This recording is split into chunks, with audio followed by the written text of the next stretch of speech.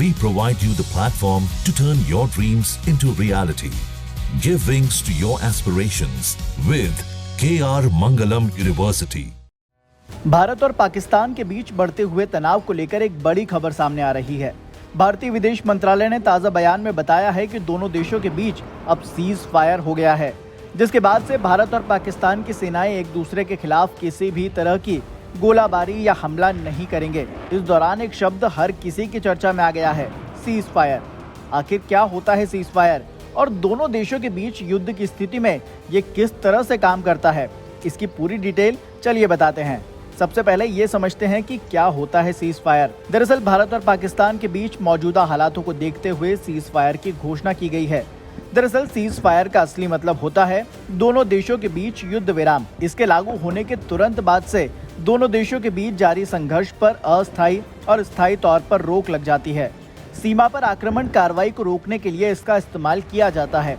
खास बात यह है कि इसमें किसी भी तरह की संधि की जरूरत नहीं होती, बल्कि इसके लागू होने का फैसला दोनों देशों की आपसी सहमति पर निर्भर करता है। 10 मई को भारत के विदेश सचिव विक्रम मिस्री ने प्रेस कॉन्फ्रेंस करके इस बात की आधिकारिक जानकारी दी है कि भारत और पाकिस्तान के बीच युद्ध विराम की पुष्टि की गई है। हालांकि आतंकवाद के खिलाफ देश के सख्त रवैये पर अडिग रहने की भी बात कही गई है।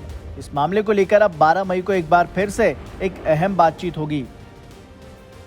Director General of Military Operations of Pakistan called the Director General of Military Operations of India at 15:35 hours earlier this afternoon. It was agreed between them that both sides would stop all firing and military action on land and in the air and sea with effect from 1700 hours Indian Standard Time today. Instructions have been given on both sides to give effect to this understanding. The Directors General of Military Operations will talk again on the 12th of May at 1200 hours. Thank you.